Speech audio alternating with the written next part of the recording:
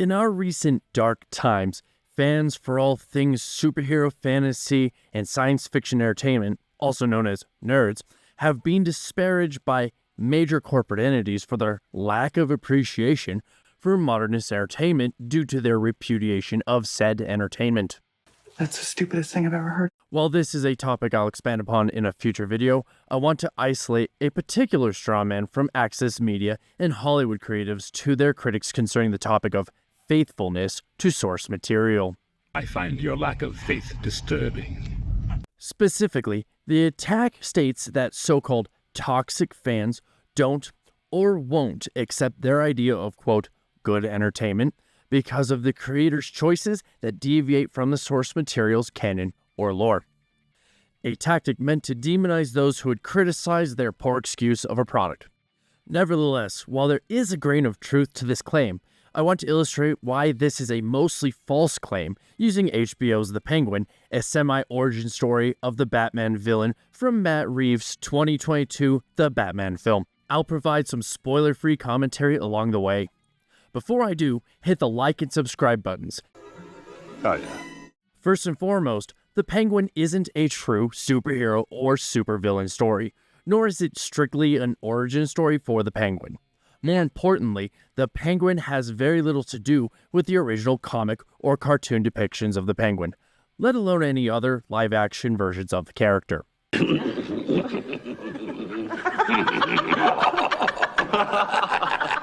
Stylistically, it's closer to a mob crime drama. Damn, it feels good to be Penguin, with allusions to Batman IP, and the plot follows the aftermath of the ending of the Batman film. I want you to tell all your friends about me. What are you? I'm your worst nightmare. Now, according to the claims made by many in the entertainment industry, the Penguin should be absolutely panned by the omnipotent online toxic fans due to its massive departure from the source material for the character and story. Everything that guy just says is bullshit. Despite these claims, this show has been very well received by fans and critics alike. For myself, I thoroughly enjoyed it. I might even go so far as to say it might be the best of the year. It's good. Though the season hasn't concluded yet, so I'll reserve that judgment for after the finale. It's not a perfect show, but I find the flaws to be negligible, or at the very least forgivable. As I stated before, the show is largely a crime drama, where you could change the names of people and places away from the comic book lore, and the result would still be the same, an exceptional crime drama. While its ties to the Batman aren't entirely essential, the creators effectively implement those ties to do a lot of the legwork in setting the stage for the Penguin. Penguin? This allows the story to focus on the plot and introducing important side characters, as well as expanding Penguin's backstory, rather than having to introduce an entirely new world with an entirely new cast of characters. To put it concisely, the fact that this show is a Batman-related story is more incidental than practical, but the roots in the Batman movie are used effectively to position the plot moving forward. The plot itself revolves around the Penguin before he becomes the powerhouse Batman nemesis that we all know and love. If you haven't seen The Batman, it's not required viewing, but the major bullet points of the Riddler flooding Gotham and the death of mob boss Carmine Falcone at the Riddler's hand are revealed within the first 5 minutes. The Penguin picks up immediately after the ending of the Batman movie, where Gotham is reeling from the flood, which hit the poorest communities the hardest. The city is underwater. I love synchronized swimming. Penguin is operating as a mid-level mobster using the power vacuum left from Carmine Falcone's death to advance his place in the criminal underworld. There's a lot to love about this show. I want to highlight Colin Farrell's masterful acting as Penguin. He absolutely steals every moment he's on the screen, to the point that one can easily forget that it's the man who played Bullseye and Alexander the Great under the makeup and suit. His character, which they chose the name Oz Cobb, develops a working relationship with a kid named Vic, whom he adopts as an underling from off the street. Penguin is depicted as ambitious and a clever opportunist, exceptionally clever as he expertly manipulates the various crime bosses to meet his own goals. Penguin. They even provide some character development by showing us Oz's semi-wholesome, yet slightly unhinged relationship with his mother. They're crazy! The biggest threat to Penguin's ascension to power is Carmine Falcone's alleged serial killer daughter Sophia, aka the Hangman. Played by Kristen Milioti, I think that's how it's said, who definitely conveys Sophia's deep menace and tragically broken emotional state, which I fully expect to manifest itself to truly gritty, brutal levels by the end of the season.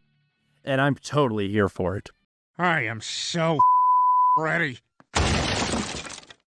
The chemistry between Milioti and Farrell lends for some gripping tension, making their scenes together some of my favorite.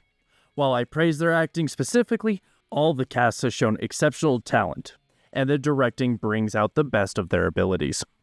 The Penguin is a great example of show, don't tell, as each character's motivations are clearly communicated without the writing beating the audience over the head with the cudgel of exposition. Similarly, characters' choices and actions follow a reliable if-then logic, reinforcing the believability of the world they've created. The set design and lighting, reflecting the tone of the Batman film, is highlighted by a unique blend of vintage aesthetics with modern technology and flair, resulting in a strange yet familiar world that I feel complements both a grounded Batman and a grounded crime drama. I like that. While I may find the grounded superhero genre a bit played out, It's getting old. if you're going to do it right. The Batman, though a flawed film, does it mostly right, as does the Penguin. As for the flaws, they're mostly minor. The Penguin being allowed to bring a ring into a prison and hand it to a prisoner isn't particularly realistic, though if they had shown him bribing a guard, it would be somewhat believable. If you've watched some of my previous videos, you'll know my love for villains and their place within a story. The Penguin is destined to become a formidable, iconic Batman villain. To give Batman the justice he deserves, as the brilliant hero that he is, the Penguin should have the mental acuity to challenge him. This man is a genius. If Penguin is anything other than exceptional, then Batman will either stomp him with ease, or must be reduced in competency as well. So far, the show has shown great promise in this regard. The show does more than use reliable logic or demonstrate Oz's cunning. It treats the audience as intelligent, creating an entire cast of characters that interact intelligently, or perhaps reasonably, within their design and fictional world, allowing the audience to see their own intellect and reasoning reflected back at them, rather than lamenting each character as an idiot for each and every choice they make.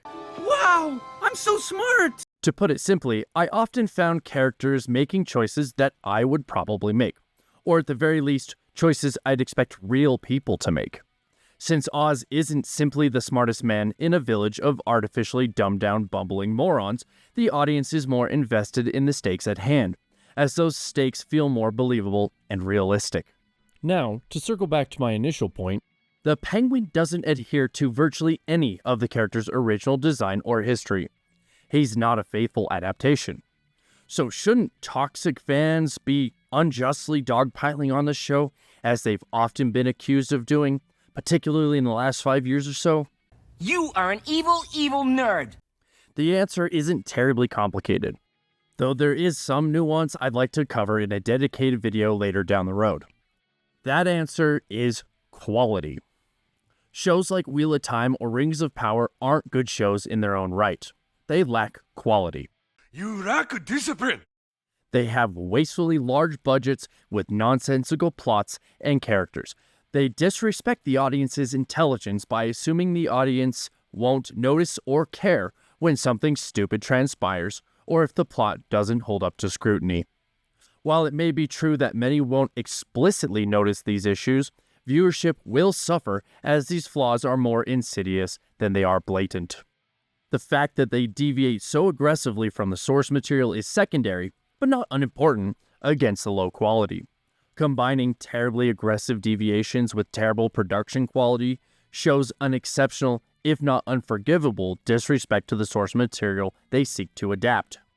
The Penguin shows a respect for the characters and their place in the Batman universe.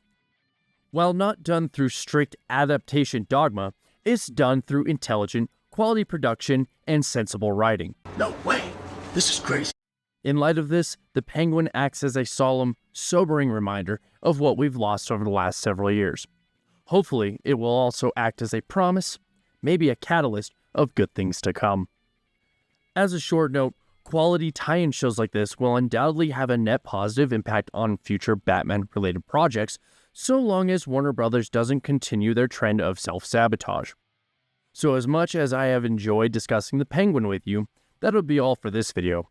I highly recommend taking your time to watch this show. Hopefully it will maintain its momentum. On a scale of 1 to 10, you are an 11. So, have you seen The Penguin? Did I give it a fair assessment? If you haven't, did I move the needle for you to see it? Let me know in the comments below. Thanks for watching. See you in the next one.